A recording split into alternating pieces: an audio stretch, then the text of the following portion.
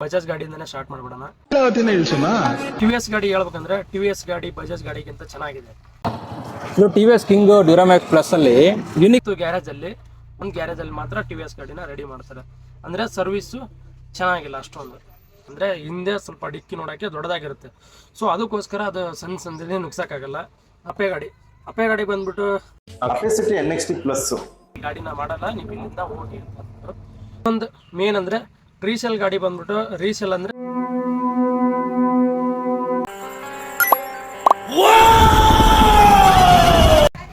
ನಮಸ್ಕಾರ ಸ್ನೇಹಿತರೆ, ನಾನು ನಿಮ್ಮ ಆಟೋಬ್ರು. ಸೊ ಇವತ್ತೇನಂದ್ರೆ ವಿಷಯ, ಎಲ್ಲರೂ ಕೇಳ್ತಾ ಇದ್ರು ನಾನು ಗಾಡಿ ತೊಗೋಬೇಕಂತ ಇದ್ದೀನಿ. ಬಟ್ ಮಾರ್ಕೆಟಲ್ಲಿ ನೋಡಿದ್ರೆ ಸುಮಾರು ಗಾಡಿಗಳಿವೆ, ಅಂದರೆ TVS ಮತ್ತು ಅಪೆ, ನಮ್ಮ ಬಜಾಜ್ ಗಾಡಿ, ಈ ಥರ ಎಲ್ಲ ಗಾಡಿವೆ. ಬಟ್ ಈ ಗಾಡೀಲಿ ನಿಮಗೆ ಯಾವ ಗಾಡಿ ಬೆಟ್ರು ಮತ್ತು ಯಾವ ಥರ ಇರುತ್ತೆ, ಯಾವ ಗಾಡಿ ತೊಗೊಂಡ್ರೆ ಚೆನ್ನಾಗಿರುತ್ತೆ ಅಂದ್ಬಿಟ್ಟು ಎಲ್ಲ ಕೇಳ್ತಾ ಇದ್ರಲ್ವಾ, ಅದಕ್ಕೋಸ್ಕರ ಈ ವಿಡಿಯೋ ಮಾಡ್ತಿರೋದು. ಸೊ ಈ ವಿಡಿಯೋನ ನೀವು ಎಂಡ್ವರೆಗೂ ನೋಡಿ, ಅಂದರೆ ನಿಮಗೆ ಒಂದು ಕ್ಲಿಯರಿಟಿ ಸಿಗುತ್ತೆ ಯಾವ ಗಾಡಿ ತೊಗೋಬೇಕಂತ ಅಂದ್ಬಿಟ್ಟು. ಬಟ್ ಇದು ಹೇಳ್ತಿರೋದು ನನ್ನ ಅಭಿಪ್ರಾಯ ಅಷ್ಟೇ. ನೀವು ಸ್ವಲ್ಪ ನೀವು ಗಾಡಿ ತೊಗೋಬೇಕಂದ್ರೆ ಬೇರೆ ಕಡೆ ಎಲ್ಲ ವಿಚಾರಿಸ್ಬಿಟ್ಟೆ ತೊಗೊಳ್ಳಿ. ಬಟ್ ನಾ ಹೇಳ್ತಿರೋದು ನನ್ನ ಅಭಿಪ್ರಾಯ ಮಾತ್ರ ಹೇಳ್ತಿರೋದು. ಸೊ ಬನ್ನಿ ಸ್ಟಾರ್ಟ್ ಮಾಡೋಣ. ಸೊ ಬಜಾಜ್ ಗಾಡಿ ತೊಗೊಂಡ್ರೆ ಏನೆಲ್ಲ ಬೆನಿಫಿಟ್ಸ್ ಇದೆ, ಫಸ್ಟ್ ನಮ್ಮ ಬಜಾಜ್ ಗಾಡಿಯಿಂದನೇ ಸ್ಟಾರ್ಟ್ ಮಾಡ್ಬಿಡೋಣ. ಶೀಲಾವತಿ ಅಂದ್ರೆ ಕ್ಯಾಬ್ಲೆಟ್ ಅಂತ ಅನ್ಕೊಂಡ್ರ ಬಸ್ ಪಕ್ಕಾ ನಾಟಿದಮ್ಮ, ಅವಳಂತರ ಪತಿವ್ರತೆ. ಒಬ್ಬನೇ ಬೀಜ ಬಿತ್ತು ಮೊಳಕೆ ಹೊಡೆದು ಅದು ಗಿಡ ಆಗಿ ಬೀಜ ಬಿಡೋವರೆಗೂ ಒಬ್ಬನಿಗೂ ತೋರ್ಸಲ್ಲ, ಒಂದು ಡ್ರಾಪ್ ಮೆಡಿಸನ್ ಮಿಕ್ಸ್ ಮಾಡಲ್ಲ, ಜಿನ್ನೀನ್ ಐಟಮ್ ಪಕ್ಕಾ ಮಾಲು. ಸೊ ಬಜಾಜ್ ಗಾಡಿ ಬಂದ್ಬಿಟ್ಟು ನಿಮಗೆ ಲೋಕಲ್ ಗ್ಯಾರೇಜ್ಗಳು ಜಾಸ್ತಿ ಇದೆ. ಅಂದರೆ ಏನಾದರೂ ಆಯಿಲ್ ಚೇಂಜು ಈ ಥರ ಇದ್ದರೆ ಮೆಕ್ಯಾನಿಕ್ಗಳು ಜಾಸ್ತಿ ಇದ್ದಾರೆ. ಕಂಪ್ನಿ ಅಂತ ಬಂದರೆ ಕಂಪ್ನಿ ಗ್ಯಾರೇಜಲ್ಲಿ ಹೋದರೆ ವರ್ಸ್ಟ್ ಸರ್ವಿಸ್ ಅಂತ ಹೇಳ್ಬೋದು. ಯಾಕಂದರೆ ಅವ್ರಿಗೆ ಕರೆಕ್ಟಾಗಿ ಕೆಲಸ ಬರಲ್ಲ. ಅನ್ನೊಂದು 3 ಕಂಪ್ನಿಯಲ್ಲಿ ಮಾಡಿಸ್ಬೇಕು ಅಂದ್ಬಿಟ್ಟು ಅದಕ್ಕೋಸ್ಕರನೇ 3 ಸರ್ವಿಸ್ ಅಷ್ಟೇ ಮಾಡ್ತಾರೆ. ಸೊ ಬಜಾಜ್ ಗಾಡಿ ಹೆಂಗಂದ್ರೆ ಈ ಡೀಲರ್ಗಳಿಗೂ ಗೊತ್ತಿರುತ್ತೆ, ಬಜಾಜ್ ಕಂಪ್ನಿಲಿ ಶೋರೂಮ್ಗೆ ಹೋದ್ಬಿಟ್ರೆ ಅವ್ರು ವರ್ಸ್ಟ್ ಸರ್ವಿಸ್ ಮಾಡ್ತಾರೆ ಅಂದ್ಬಿಟ್ಟು. ಆದ್ರೂ ತಮ್ಮ ಗಾಡಿನ ಸೇಲ್ ಮಾಡಬೇಕು. ಮತ್ತು ಒಂದು ಇವಾಗ ಬಜಾಜ್ ಕಂಪ್ನಿ ಇದೆಯಲ್ಲ ಆಟೋ, ಅದಕ್ಕಂತ ಒಂದು ಸರ್ವಿಸ್ ಸೆಂಟರ್ ಇರಬೇಕು. ಅದಕ್ಕೋಸ್ಕರನೇ ಆ ಸರ್ವಿಸ್ ಸೆಂಟರ್ ಇರೋದು ಅನ್ಸುತ್ತೆ. ಫ್ರೀ ಕೊಡ್ತಾರೆ. ಸೊ 3 ಸರ್ವಿಸ್ ಆದಮೇಲೆ ಎಲ್ಲರೂ ಹೊರಗಡೆನೇ ಜಾಸ್ತಿ ಮಾಡಿಸ್ತಿರೋದು ನಾನು ನೋಡ್ತಾ ಇದ್ದೀನಿ. ಆಲ್ಮೋಸ್ಟ್ ಎಲ್ಲರೂ ಕೇಳ್ತಾ ಇದ್ದೀನಿ ಅಲ್ವಾ, ಅವರು ಸರಿಯಾಗಿ ರೆಸ್ಪಾನ್ಸ್ ಮಾಡಲ್ಲ. ಮತ್ತು ಇದಕ್ಕೋಸ್ಕರ ಹೊರಗಡೆನೇ ಮಾಡ್ತಾರೆ. ಬಟ್ ಹೊರಗಡೆ ಎಲ್ಲ ಕ್ಲಿಯರಾಗಿನೇ ಮಾಡ್ತಾರೆ.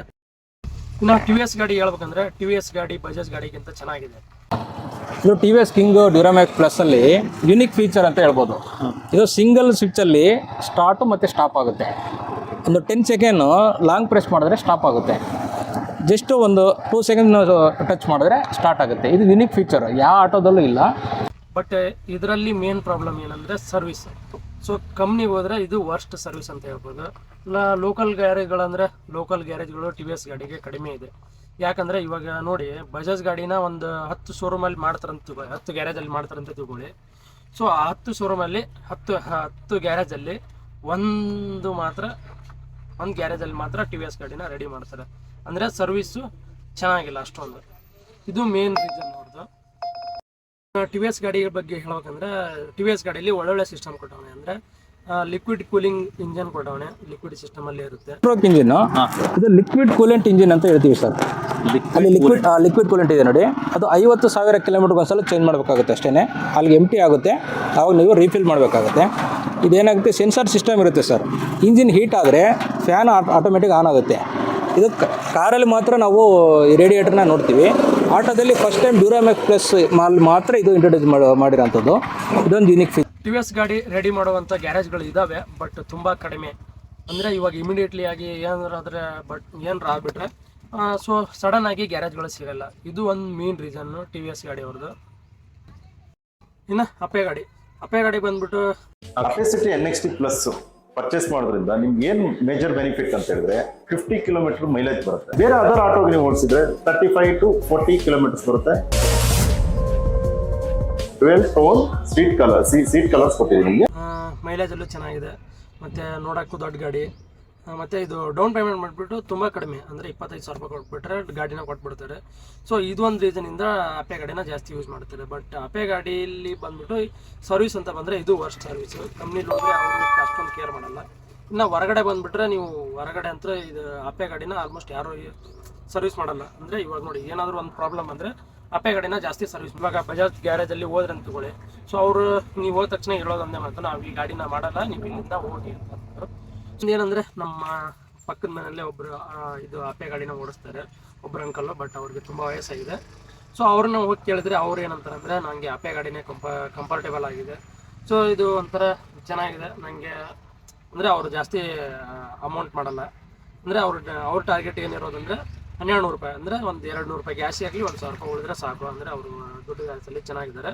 ಸೊ ಅದಕ್ಕೋಸ್ಕರ ಅವರು ಬೆಳಗ್ಗೆ ಬೇಗ ಎದ್ದು, ಅಂದರೆ ಫಿಕ್ಸ್ ಡ್ಯೂಟಿ ಇದೆ ಅದಕ್ಕೆ ಅವ್ರಿಗೆ. ಹೆಂಗಂದರೆ ಇವಾಗ ತರಕಾರಿ ಮಾರ್ಕೆಟ್ ಹೋಗ್ತಾರೆ, ಮಾರ್ಕೆಟಿಂದ ಮತ್ತೆ ಬರ್ತಾರೆ, ಮತ್ತು ಒಂದು ಸ್ಕೂಲ್ ಡ್ಯೂಟಿ ಇದೆ, ಆ ಸ್ಕೂಲ್ ಮಕ್ಕಳನ್ನ ಕರ್ಕೊಂಡು ಹೋಗ್ತಾರೆ. ಸೊ ಅವ್ರಿಗೆ ಏನಂದರೆ ಸ್ವಲ್ಪ ತರಕಾರಿ ಇಡೋಕ್ಕೆಲ್ಲ ಡಿಕ್ಕಿಯಲ್ಲಿ ಸ್ವಲ್ಪ ಜಾಸ್ತಿ ಜಾಗ ಬೇಕು. ಸೊ ಅದಕ್ಕೋಸ್ಕರನೇ ಅವರು ಅಂದರೆ ಅಪೆ ಗಾಡಿನ ಚಾಯ್ಸ್ ಮಾಡಿದ್ದಾರಂತೆ. ಮತ್ತು ಇನ್ನೊಂದು ಬಂದ್ಬಿಟ್ಟು ಅವ್ರಿಗೆ ಅಪೆ ಗಾಡಿನ ಚೆನ್ನಾಗಿ ಅನಿಸಿದೆ, ಅದು ಅವ್ರವ್ರ ಇಷ್ಟ. ಅಪೆ ಗಾಡಿ ಬಂದ್ಬಿಟ್ಟು ಮೇಂಟೆನೆನ್ಸ್ ಎಲ್ಲ ಕಡಿಮೆ.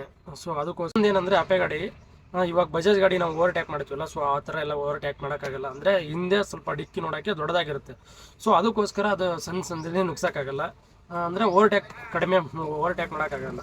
ಸೊ ಇದೊಂದು ಮೇನ್ ರೀಸನ್. ಅಂದರೆ ನಾನು ಕಮ್ಮಿ ಕಿಲೋಮೀಟ್ರ್ ಓಡಿಸ್ತೀನಿ, ಅಂದರೆ ನಮ್ಗೆ ಇವಾಗ ಸ್ಕೂಲು ಮತ್ತು ತರಕಾರಿಗಳೆಲ್ಲ ಹಾಕೊಂಡು ಹೋಗ್ತೀನಿ, ನಮ್ಮ ಮನೆ ನಡೆದ್ರೆ ಸಾಕು. ಅಂದರೆ ನೀವು ಈ ಒಂದು ತಿಂಗಳಿಗೆ ಒಂದು 20,000 ರೂಪಾಯಿ ಸಂಪಾದನೆ ಮಾಡೋಕ್ಕಂತಂದರೆ ನೀವು ಅಪೆ ಗಾಡಿ ತೊಗೋಬೋದು.